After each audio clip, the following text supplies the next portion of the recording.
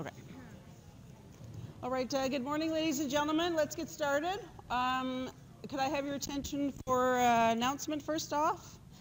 That's you. I don't want to hold on to that. Or, there you go.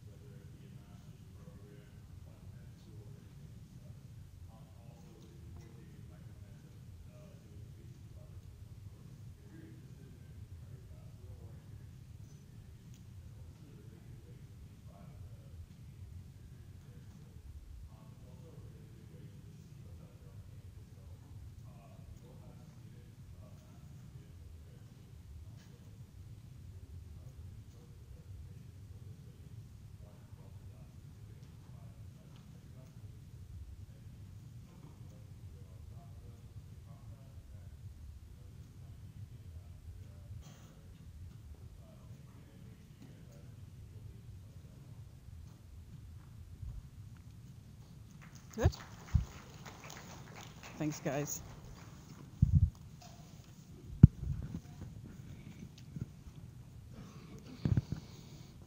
It actually comes at a really good time in the lecture series here. I mean, you all know, all these talks should be on familiar topics: conduit artery endothelial function. So that's those transport arteries we've been talking about. Atrial fib during exercise and heart disease. Vascular development. Dang. They didn't invite me, though. That's problematic. Okay, so we are going to continue our journey around the cardiovascular system. We had been talking about the different blood vessels. Okay, so we've been working around the systemic vasculature. So we talked about the aorta and the arteries. Then we talked about arterioles and how we're going to change their radius. And now we're headed off into the capillaries. So just a little video to let you meet the capillaries in terms of setting in your mind who the blood vessel that we're talking about here. So here are a couple of capillaries running through a skeletal muscle cell. So you can see the larger columns, again representing the skeletal muscle. And then, of course, the endothelial cells are a little difficult to see because we're looking at them in cross sections. So they're only a micron thick, so they're difficult to see. But you can see where the tubes reside or the capillaries reside when you see a red blood cell going through them. Okay? Many times red blood cells actually have to fold up in order to head through because capillaries do tend to be a slightly smaller diameter than a red blood cell will be. So classic, in terms of what we think about at the level of the capillary is exchange, and of course the exchange between that red blood cell and the tissue itself. But also note, though, that when a red blood cell isn't present, there's fluid present, okay? So that there's that plasma, right? So that plasma has a pressure, and there's all kinds of exchange happening there as well, okay? So exchange happening all along, depending on whether you have a red blood cell present or not. Okay, you can also see that life as an endothelial cell is kind of rough, especially up in this region here. Can you imagine the life of that endothelial cell right there? Getting battered all day. So this is this wall shear stress that we talked about. Okay, and you can see how when cells course through here, and cells will go, red blood cells will go in either direction in this capillary. That's just a pressure drop, right? Flow is delta P over R, right? So if you're going to have a pressure drop that results in a low pressure here and a higher pressure here, then you're going to get flow in this direction, and vice versa. If you have a higher pressure here, than you do down here, then you're going to get flow in this direction. Okay, so capillaries aren't necessarily directional. They're dictated by, the direction of flow is dictated by their by the pressure drop. Okay, and you can see when red blood cells wander through here, we just saw some go by there, they do have to fold up. So they are now scraping along those endothelial cells. Okay, remember that wall shear stress had all kinds of stimulatory effects on these endothelial cells. Okay, so there will be lots of changes in behavior based on that. Okay, so these are the exchange vessels that we're going to be talking about. So I want to keep that, why did that go back there? Keep that in your head while we're talking about these exchange vessels, okay? All right. So with that in mind, let's think about the capillaries for a minute. Indeed, they are the primary site of exchange for substrates and metabolites, okay? So you saw that vessel was optimized for that, okay? We cleared away all smooth muscle cells. All that was there was an endothelial cell and a basement membrane, because we need to use diffusion, so we want to clear everything out of the way to optimize for diffusion. Okay, so that's why there was such a small barrier there. So it's obviously because this is how we feed our tissues. They're critical for survival.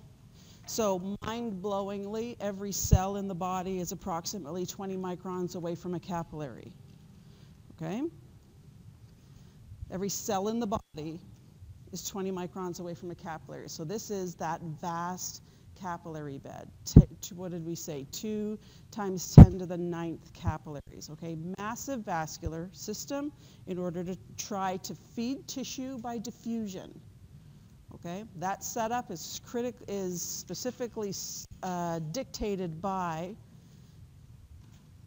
the drive of diffusion. Okay, and it's important for us. We're going to think hard about its role in adjusting blood volume.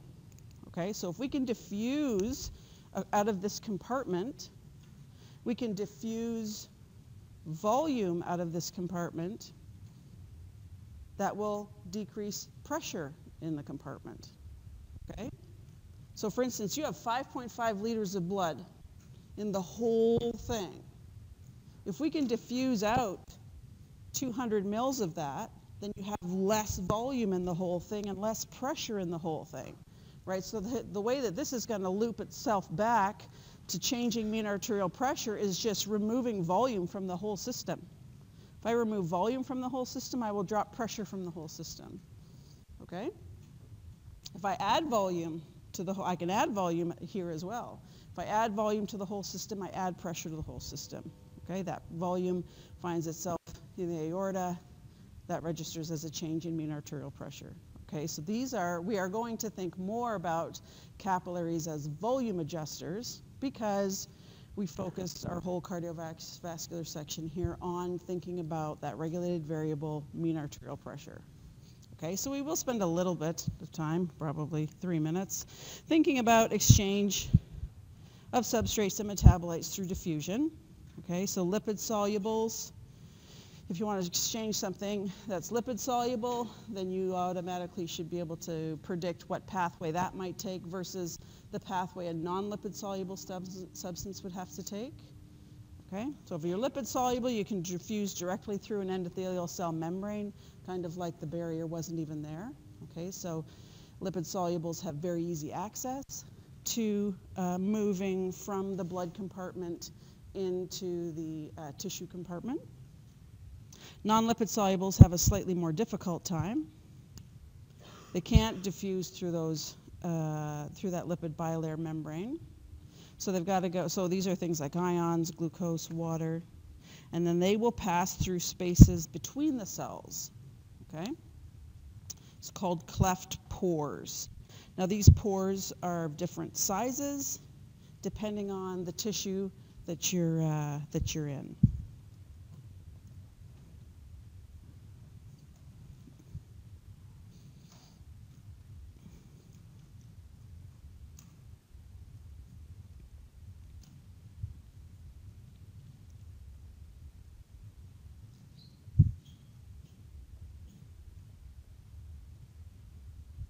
So depending on the tissue, you're going to have a different size cleft pore. So skeletal muscle will have a cleft pore of like 6 to 7 nanometers. Just to give you an idea of the size that we're talking about. So essentially, this is a size filter for a piece of tissue. Right? If you wanted a piece of tissue to be more porous, if you wanted to actually make a filter, your cleft pores would be a little bit bigger. Okay? So the kidney, you know enough about the kidney to know the kidney's a filter, so it's going to have a different cleft pore size than, let's say, skeletal muscle. So essentially, this makes a size filter for us. So now the tissue, based on this cleft pore size, will be built to allow certain things through, and other things, it will be a barrier. So for instance, like we talked about up here, water, ions, all small, glucose, small, urea is small, so all these can pass through.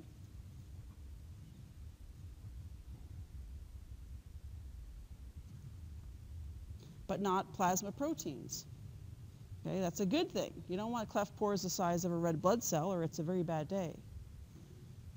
Okay, so we have proteins, larger proteins can't get through, or proteins in general.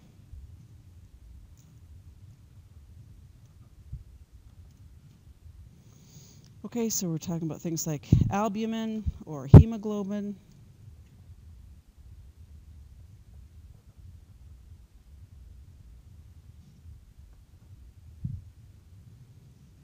Okay, so the system has built a size filter.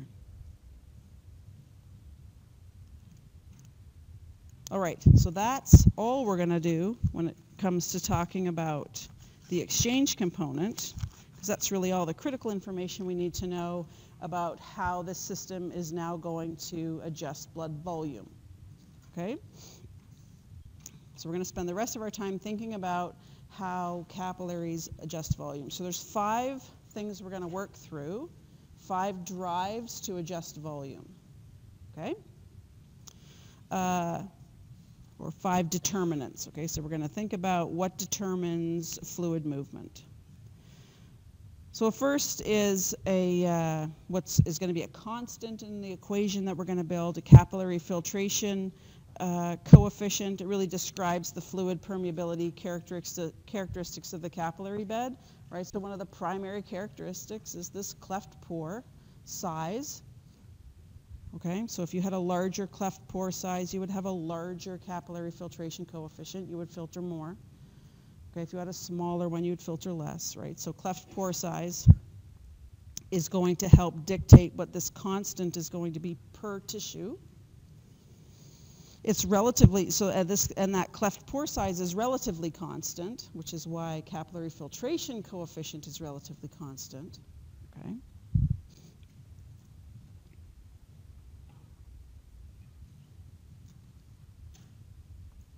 You can change it under pathological conditions. So swelling is a result of the presence of histamine down at the level of the capillary, changing cleft pore size and allowing more fluid out than would normally, and more substances out than would normally come out. Okay, so you can change this cleft pore size. We are going to treat it, because we're dealing with just healthy physiology here, we're going to be dealing with it as a constant, but just know that we could change, it can be changed. Yeah, but can be changed. So for example, the presence of histamine will change the whole system.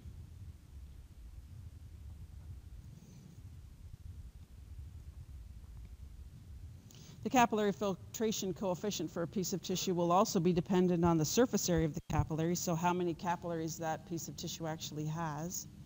So a trained skeletal muscle will have more capillary surface area than an untrained skeletal muscle. Okay, so you can change the amount of capillarity there. That's, again, a long-term thing, so it's not going to be something that the body's going to go to help us change fluid movement or blood volume. Okay, but whatever this filtration coefficient will be is going to be dictated by the surface area of the capillaries, and then of course the number of flowing capillaries at any given time. But at the end of the day, it's usually going to be constant, and we're going to treat it that way. Okay, so we're going to have this constant stuck on the beginning of our equation, and then we're just going to leave it be. Okay, so 4 other determinants of fluid movement at the level of the capillary. Let's go through those, because these are the ones that the body will be utilizing to mess with fluid flux. At the end of the day, we're talking about fluid flux here. Okay, so capillary pressure, the second determinant of fluid movement. So here we're talking about the hydrostatic pressure in the capillary.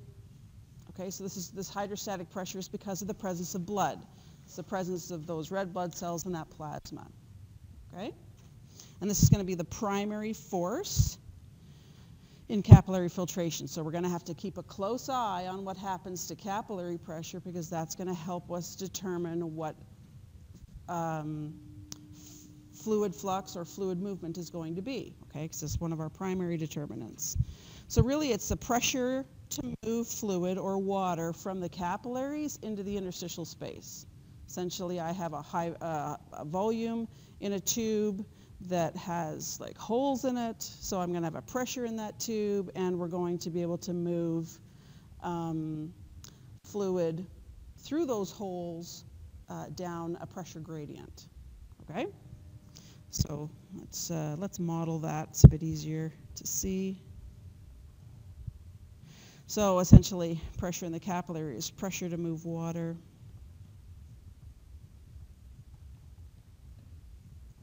from the capillaries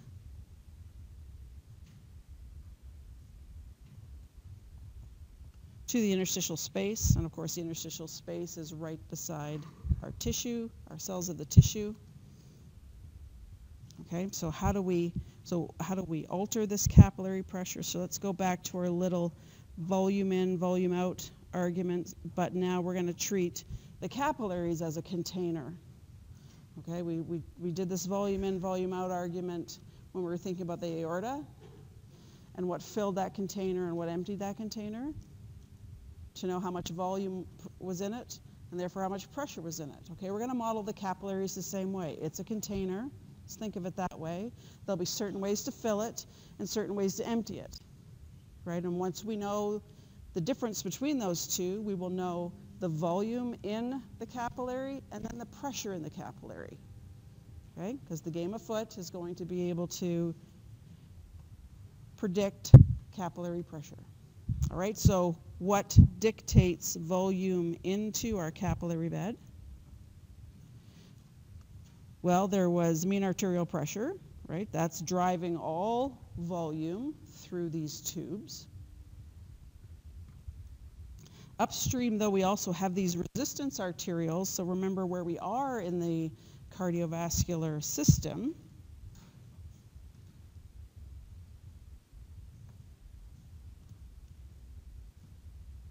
Have those resistance arterioles, so we could change flow into the capillaries if we mess with resistance now, right? Remember, if we're talking about flow into this container, and flow is dictated by a pressure drop and resistance to flow. Right? Flow into this container, this would be akin to being P1 and this would be P2. But then there's also a resistor here to flow. If we vasoconstrict, we increase resistance, decrease flow into. Okay? So there's two things now that are going to be dictating volume into and therefore pressure into. So out of this container, how do we empty this container? All right, so different equation, what's the pressure, P1, P2 relationship in flow coming out of this container? course, P1 would be the capillary pressure. P2 then would be what's downstream of it, which is our veins. So our venous pressure is now going to be dictating volume out of.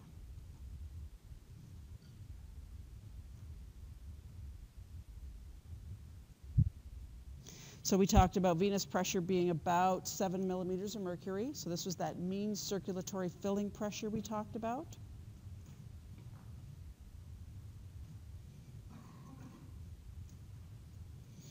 Venous pressure, mean circulatory filling pressure, same thing. They're synonyms, okay? And at the end of the day, we're going to use this model to try to predict pressure in the capillary. And pressure in the capillary is proportional to volume in the capillary. Okay, so we've got a direct proportional relationship between pressure in the capillary being proportional to the volume in the capillary bed. Okay, so if we can predict what volume is in there, we can predict what pressure is in there. And then in about half an hour, we'll be able to use that to predict fluid flux. Okay, so let's go through some examples here. So if I were to increase mean arterial pressure, so something happened to increase mean arterial pressure, you can do that by, you know that,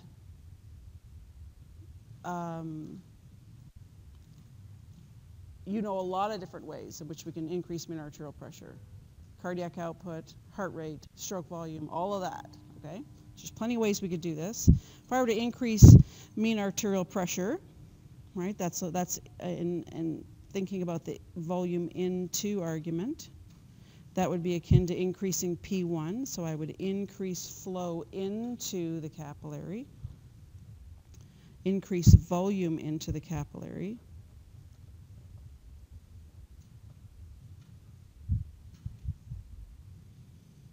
Okay, if we didn't change venous pressure, then volume out of the capillary would remain constant, right?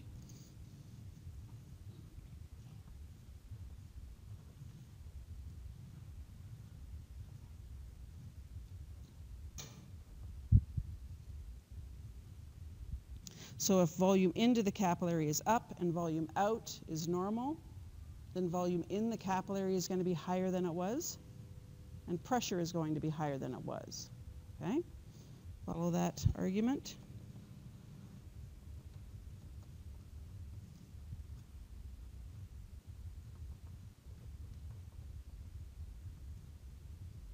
Okay, we're going to increase pressure in the capillary.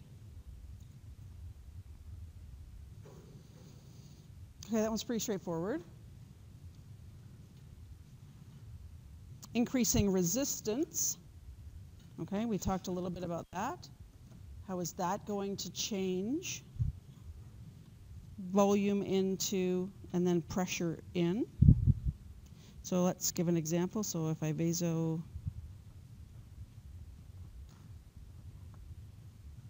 think I'm missing something there.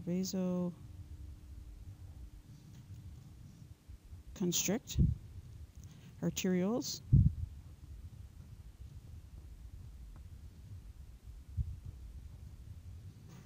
Okay, vasoconstricting arterioles is now going to increase my resistance to flow. Okay.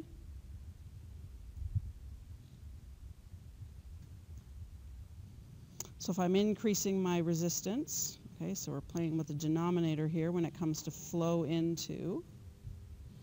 If I increase my resistance, I'm going to decrease my volume into those capillaries. So I'm increasing my volume into. If my volume out of remains constant,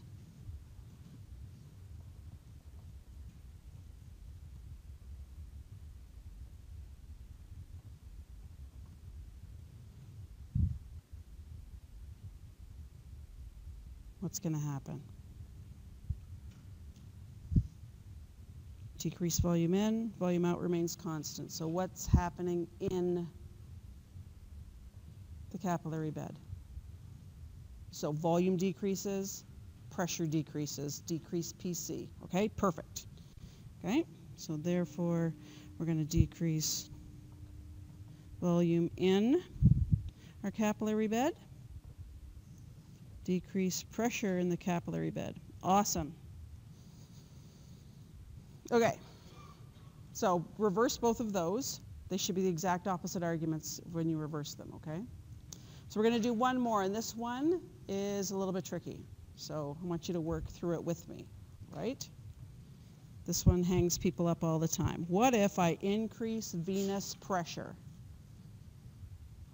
Okay, so now we're going to play with the out of argument. Okay, so what if I increase venous pressure? Okay, volume into the capillaries is going to remain constant because mean arterial pressure didn't change, resistance arterioles didn't change, so volume into this compartment is constant.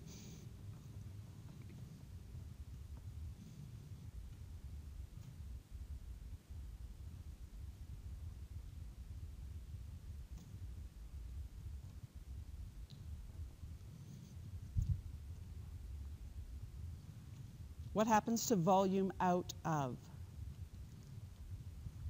If I increase venous pressure. Take a look at it for a minute. Is that? It's going to increase. So if I increase my venous pressure, I'm going to increase volume out of. You agree with that? Yeah? No? How come?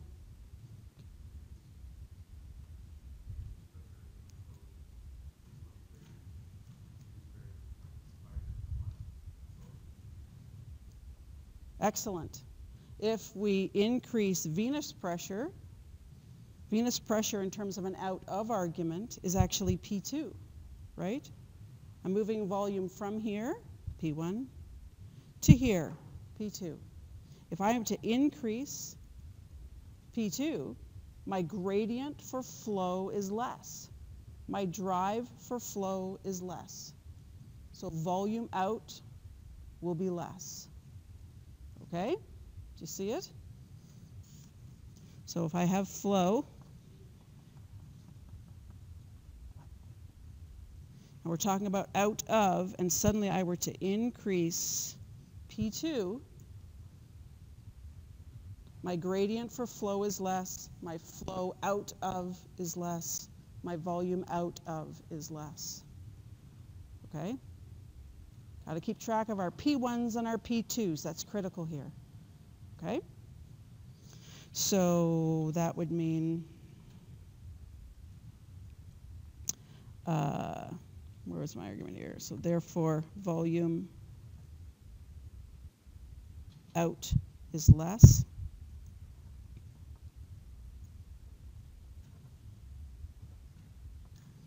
If volume out is less, and volume in is normal,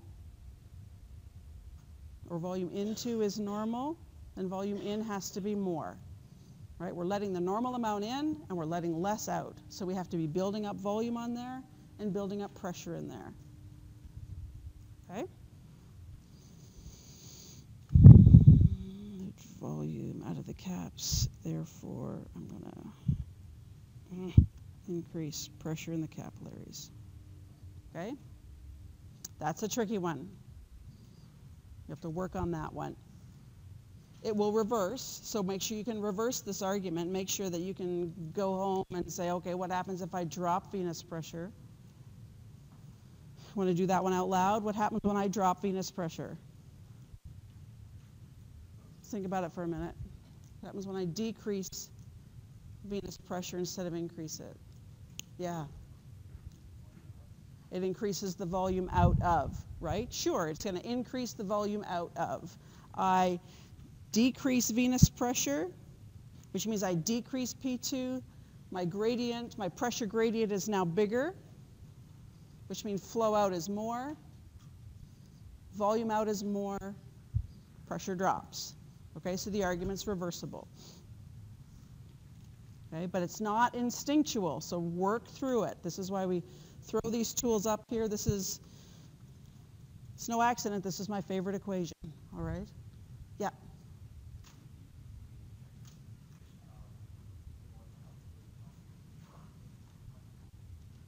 So if I decreased venous pressure, wouldn't the volume out be constant because the volume in is constant? So now you're thinking more of a flow-through system. And what I want you to do is not think about both of them at the same time. We don't really care much about flow through it. Really critical, okay? Because this is going to get us hung up a lot when we start to put the whole system together. I just want you to think of, I've got a container with a constant, somebody's constantly filling it, and someone's constantly emptying it. And so that means I have a set volume. But what if the guy who's constantly filling it stops filling it as much? But the gal who's emptying it continues to empty it. What happens to the volume in there and what happens to the pressure in there? Okay, so we can don't think about flow through it. Think about filling a container and emptying a container, okay? Okay, any other? We okay with those? We do have to let those ruminate a little bit, and this is not the last time, I can tell you, this is not the last time we're going to talk about this. Okay? So pressure in the capillaries then is going to be our primary determinant of fluid movement. We'll get to putting that into equation in a moment, but now you could predict what pressure in the capillary is going to be, right? So we know when we get that equation, we know how we're going to mess with that. Kind of on average, what is pressure in the capillary? We know that it has to be less than 100 millimeters of mercury, which is arterial pressure, and we know that it has to be more than venous pressure, right? Because we have to have that pressure drop in order to get flow across the whole system. So when we think about a whole body average of what capillary pressure is going to be, it's going to be about 25 millimeters of mercury. That's the number we're going to use, an average number. So a whole body average is approximately 25 millimeters of mercury. Some tissues are higher, some tissues that are wrapped tighter, they have that peritoneum around them. So skeletal muscle is wrapped a little bit tighter. It's about 30 millimeters of mercury, just to throw some numbers out there. Kidney, wrapped really tight. About 45 millimeters of mercury. So, and then obviously there are some that have less pressure in the capillary.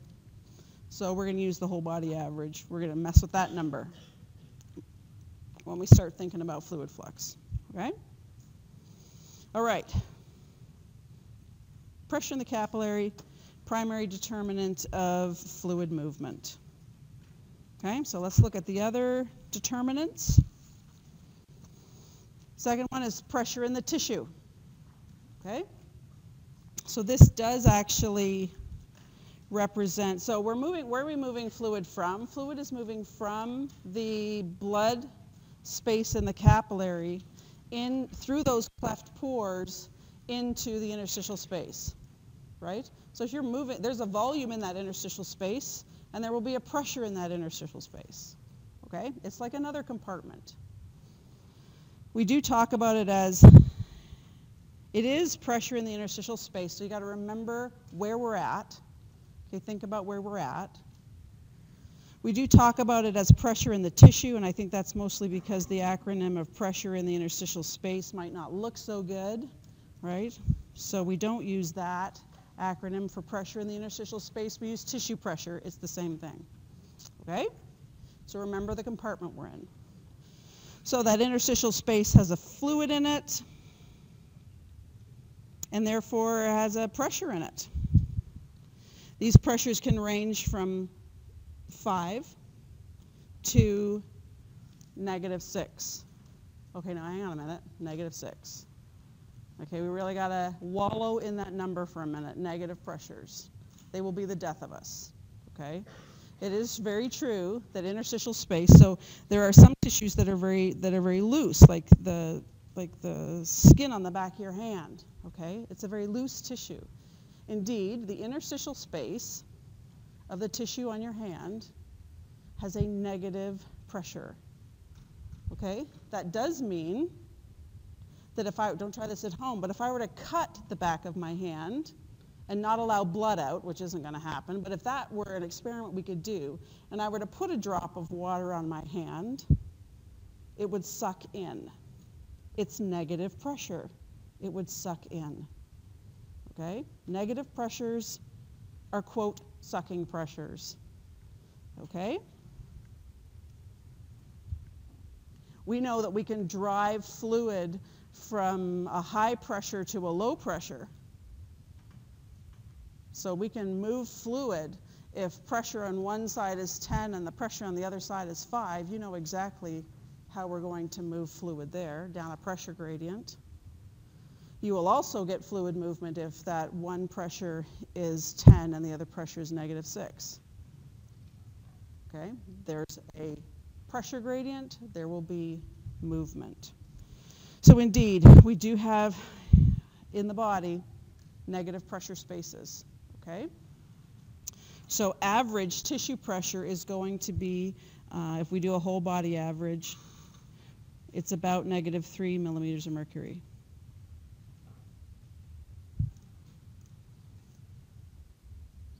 And this is going to then represent pressure. We talked about capillary pressure, the volume in the capillary itself, the blood volume, and that capillary pressure was a pressure to move water from the capillaries into the interstitial space. Well, if I have a volume and a pressure in the interstitial space, the drive is going to be to move water from the interstitial space back into the capillaries. If it was a positive pressure, that's what would happen. It's a negative pressure, so we're actually going to do the opposite, but we'll deal with that negative in a minute. So pressure in the tissue is actually pressure to move water from the interstitial space to the capillaries.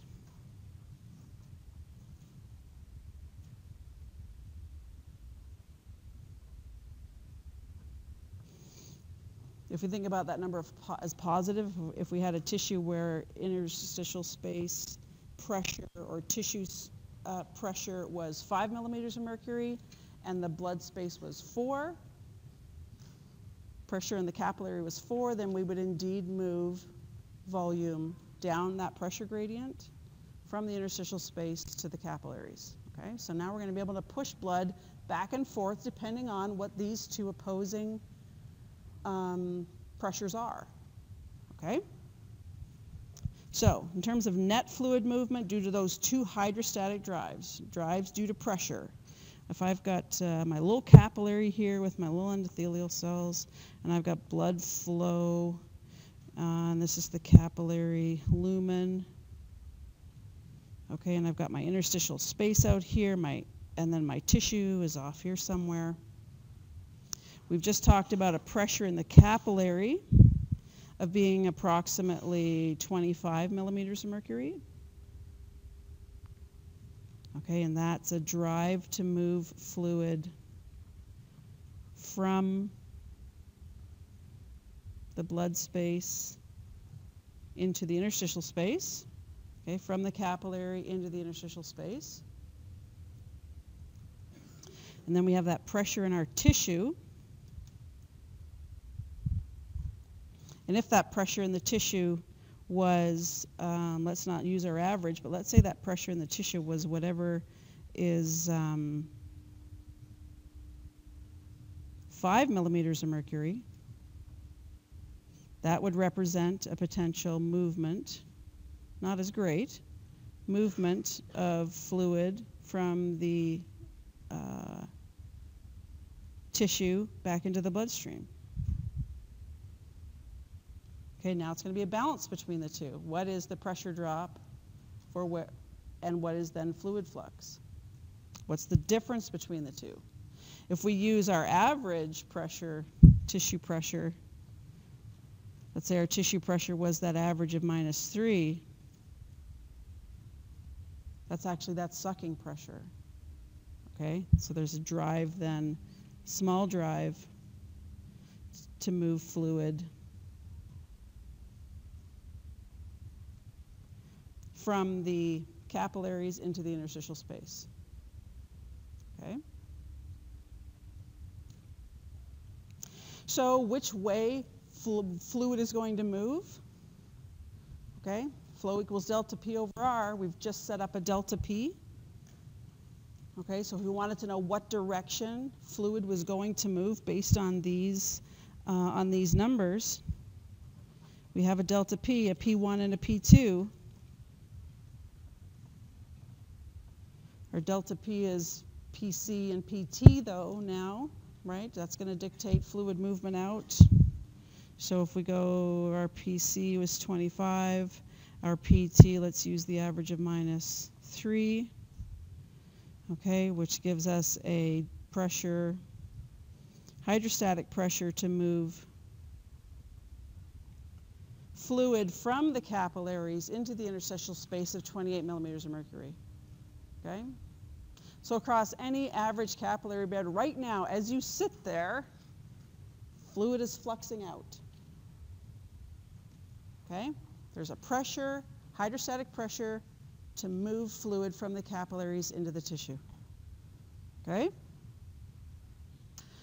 So hydrostatic pressures move water, okay? That's what we just talked about, especially with a system where we have cleft pores, et cetera, et cetera. Hydrostatic pressures move fluid. There's another set of pressures in here, and it's set up by those size of those cleft pores. The fluid that we're moving is actually just water and not proteins, right? Which means the blood compartment has a greater concentration of proteins than the interstitial space, right? What does that mean? That means the blood space is more concentrated than the interstitial space. And when you have a concentrated space and a less concentrated space, and you allow fluid to move, what direction is going to go? It's going to move to dilute, right? Water moves to dilute. So water is going to move from where it's less concentrated to where it's more concentrated.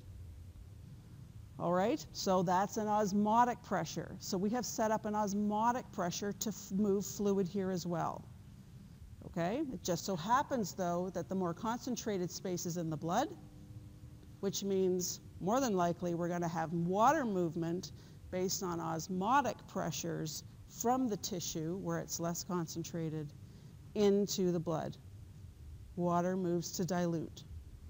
Okay? So let's think about those osmotic pressures now. So those are our last two that are dictating fluid movement. We've got osmotic or oncotic pressure. You'll see those used synonymously. So we've got an oncotic or an osmotic pressure in the capillaries. Right, so there's a concentration and there's a pressure in the capillaries, and there's going to be an osmotic or colloid oncotic pressure in the tissue. Okay? So the oncotic pressure in the capillaries represents pressure to move fluid by osmosis, essentially what we're doing here. Okay?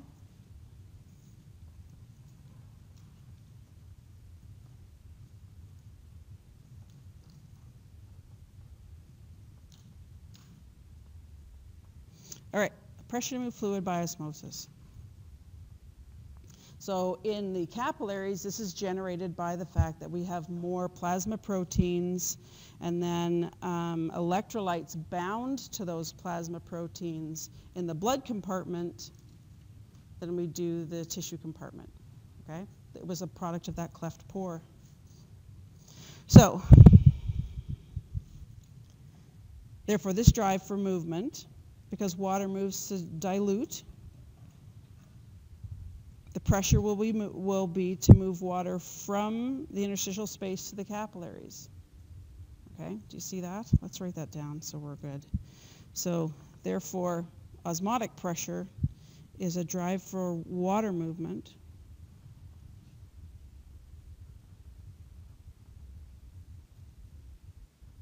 So we get this drive for water movement, and remember, water will move to try to dilute a more concentrated area. Right? The more concentrated area is the blood.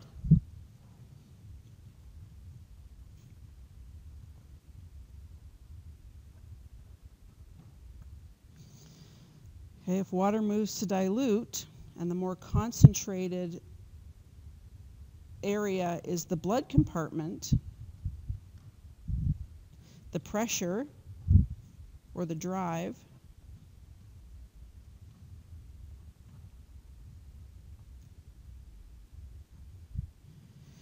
will be to move water from the interstitial space to the capillaries.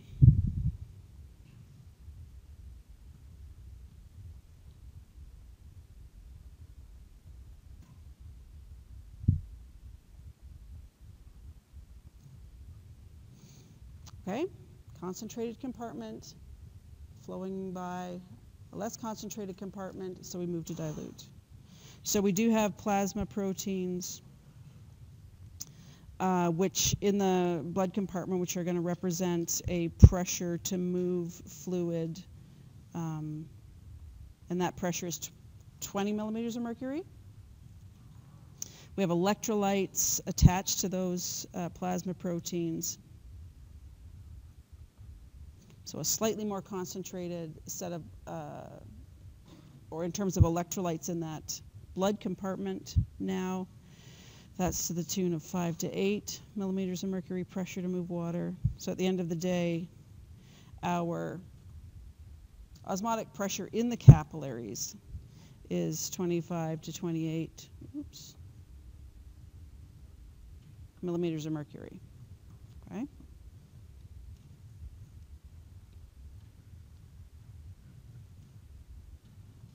Conversely, there's going to be some proteins in that tissue space, right, where it's not a perfect filter, so there's going to be some proteins out there in that tissue space, and they are going to exert an oncotic pressure, okay, but their oncotic pressure is going to move fluid then from the capillaries into that interstitial space. Okay, so now the net movement that you're going to get between these two compartments based on oncotic pressure is the difference between the two. How high is one versus how high is the other? Okay? So we do have proteins in the tissue space. On average, they're about 8 millimeters of mercury worth of oncotic pressure there. But this drive therefore represents pressure to move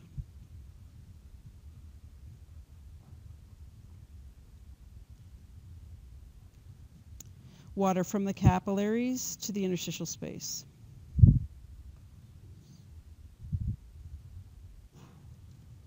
Okay, so when we think about that net movement, now we've set up a pressure difference.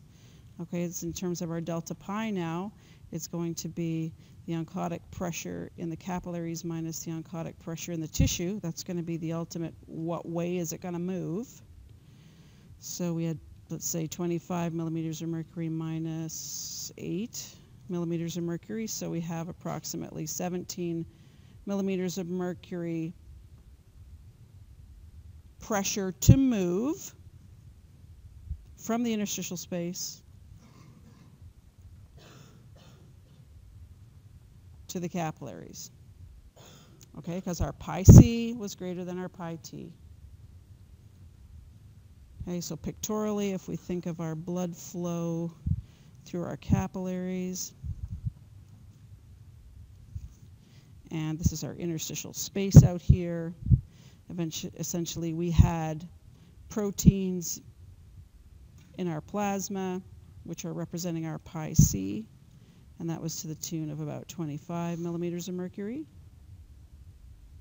Okay, so what's that going to do? Water is now going to move to dilute that.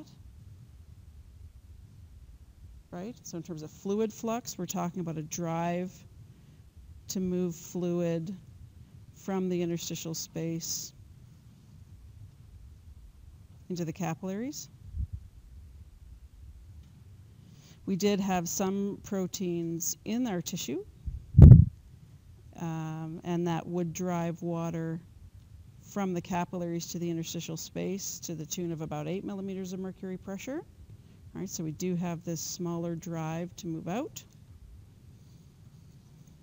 But at the end of the day, what exactly did happen? Obviously, our drive, our oncotic drive to move fluid from the interstitial space to the capillaries was greater than the capillaries to the interstitial space. So that net movement here was to move fluid from the interstitial space to the capillaries. So as you're sitting there right now, based on oncotic drives, you're moving volume from your tissues into your blood compartment. Okay? That was opposite to the hydrostatic pressure drive, which was the net drive was going to be moving fluid from the capillaries into the interstitial space. Okay? Okay, let's take a break and we will put all those together after.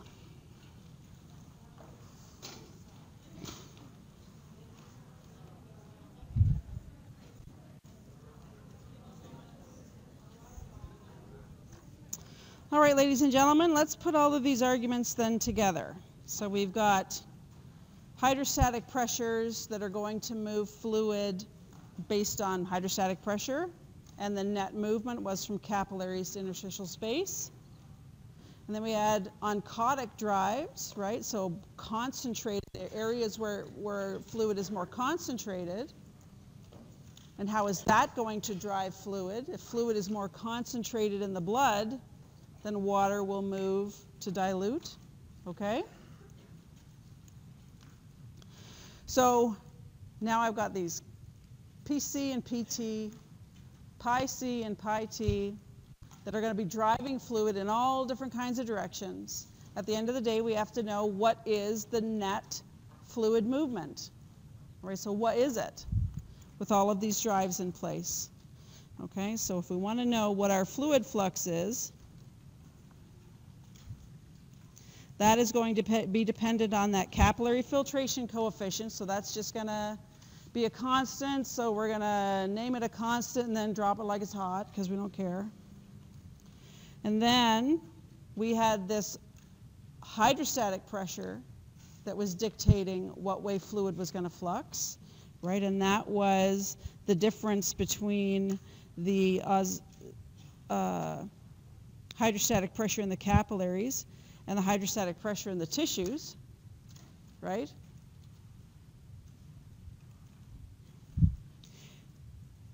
And we saw already that that net drive would be from the capillaries to the tissues, because hydrostatic pressure in the capillaries was greater in the tissues. So that was the example we gave already, okay? But then there's also these oncotic drives, that we have an oncotic pressure to drive movement, and what way that fluid was going to move was going to be the difference between the oncotic drive in the capillaries and the oncotic drive in the tissue. Okay? Under normal circumstances, or under our examples that we gave, with our hydrostatic pressures, we saw that PC was greater than PT. So we were going to have net movement of fluid from the capillaries into that interstitial space.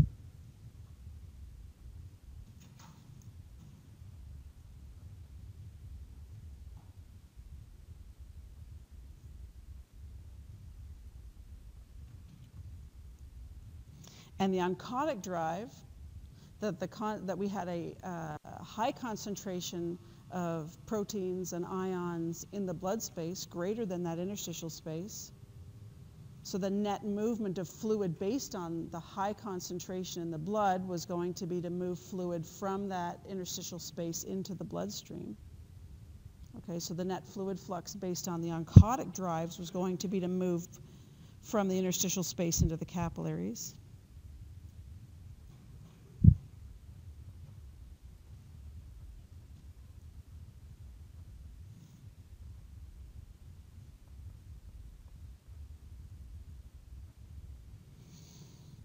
Okay, so this equation then sets up what then is the difference between the hydrostatic pressure to drive fluid from the capillaries to the interstitial space and the oncotic drive to move it from the interstitial space to the capillaries.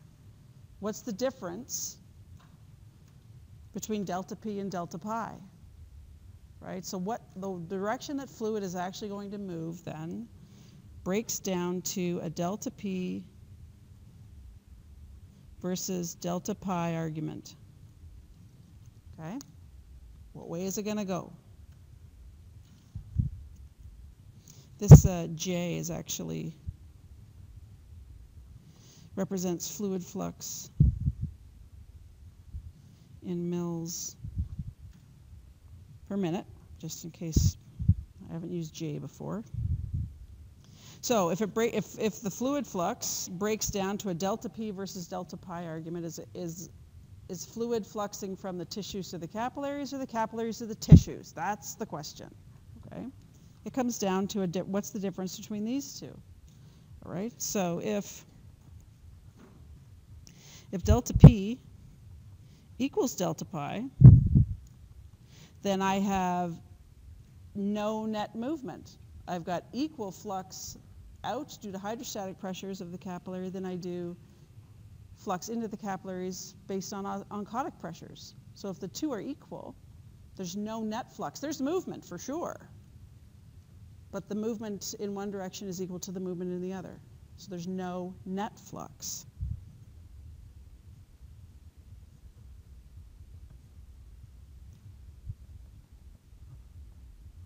If delta P is greater than delta pi, then the hydrostatic, this is saying that the hydrostatic pressure to move from the capillaries to the interstitial space is greater than the oncotic pressure to move from the interstitial space to the capillaries. So the net movement then will be from the capillaries to the interstitial space.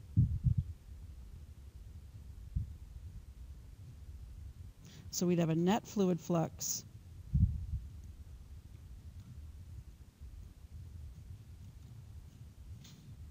to the interstitial space. And conversely, if delta P is less than delta pi, I'm going to get net flux from the interstitial space to the capillaries.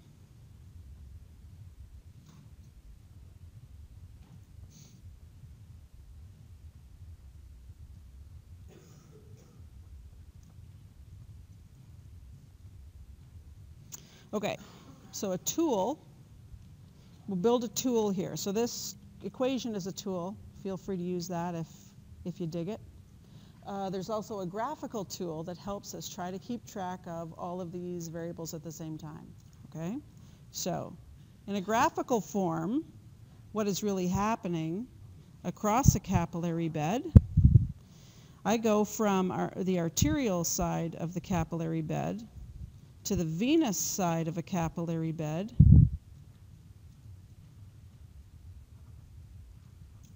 and I think about the length of that capillary bed. Pressure can't be constant across there, can it? We set an average capillary pressure. We said all bold and bad that capillary pressure is 25 millimeters of mercury. Well, that can't exactly be true. A capillary is a tube, and in order to get flow, you have to have a pressure drop, right? So from the arterial side of the capillary to the venous side of the capillary, we have to have a pressure drop, okay? So indeed, we could say at the arterial side of a capillary bed, it is 25 millimeters of mercury, but that's not what capillary pressure is at the venous side. We can't make it 25 millimeters of mercury across that whole length of that tube, or else you get no flow. Right? It has to head towards venous pressure. It has to head towards 7 millimeters of mercury. It has to drop or you get no flow across a capillary, right? So that capillary pressure, you think of pressure, we can start at 25 millimeters of mercury. I'll totally buy that, but it has to drop across the capillary bed. Okay, we need flow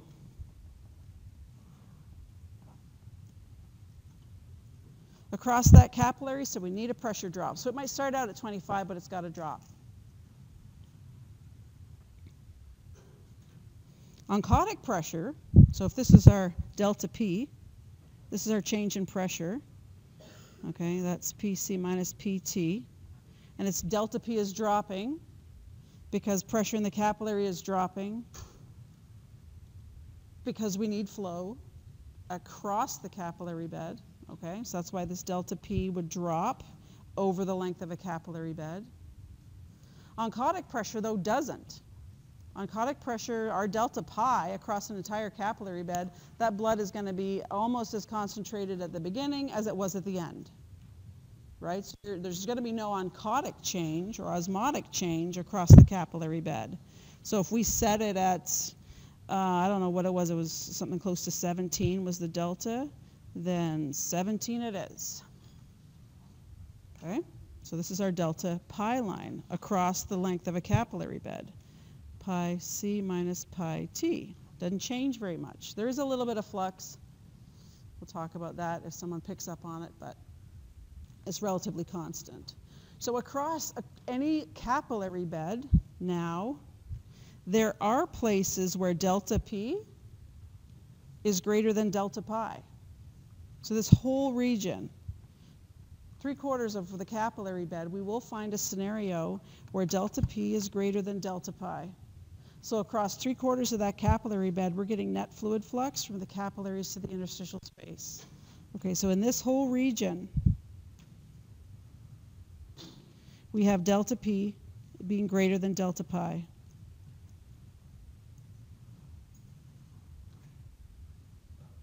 Delta P being greater than delta pi. So we've got net fluid flux from the capillaries to the interstitial space. We've got this one spot right here where delta P equals delta pi. So there's no net flux right there along the length of that capillary. There's no net flux right there.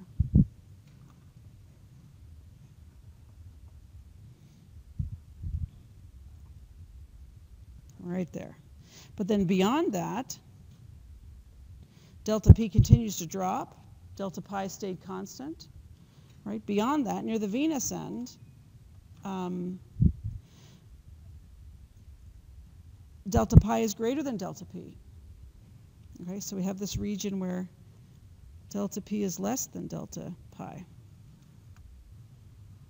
So all of the scenarios that we wrote about the differences between delta P and delta pi exist across the length of a capillary bed because delta P has to change across the length of a capillary bed. Okay? So we have a region where delta P is greater than delta pi. So we've got movement from the capillaries to the interstitial space across this length of the capillary. Right, we call this filtration. We've got a spot where they're equal, so there's no net flux. And we have a spot where delta P is greater than delta pi. So we are moving. We have fluid movement from the interstitial space to the capillaries. We call this reabsorption.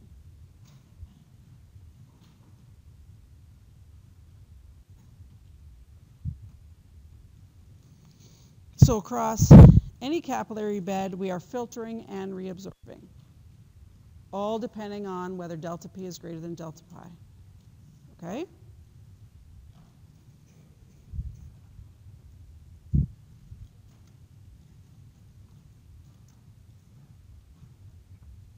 But you can tell by the graph that we are filtering across more of the capillary bed than we are reabsorbing. So across any capillary bed,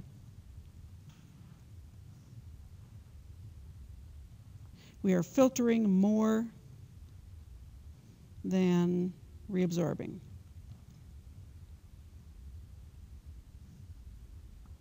Now this should scare you. We are filtering more than we were absorbing. So as you are sitting there right now, more fluid is moving from your blood compartment into your tissues than from your tissues into the blood compartment. And more frightening as you walk around today, the imbalance per day is 3 liters. 3 liters. You should be blown up by about 5 o'clock. You're pouring fluid from your vascular compartment into your tissues to the tune of 3 liters per day. You only have 5.5 liters to begin with. Okay, this is hugely problematic. It's great for exchange. That's what we wanted to do. Take all the stuff in this compartment and put it over here. Great. Now what do we do? Okay, so this net filtration is tricky. We have to get it back. Okay, so don't worry this afternoon. You won't blow up by about 5 o'clock, right? But we have to have another system put in place to take that 3 liters off and put it back. So next we're going to talk about the lymphatic system, okay? And we'll do that Tuesday. It's next Tuesday. Okay.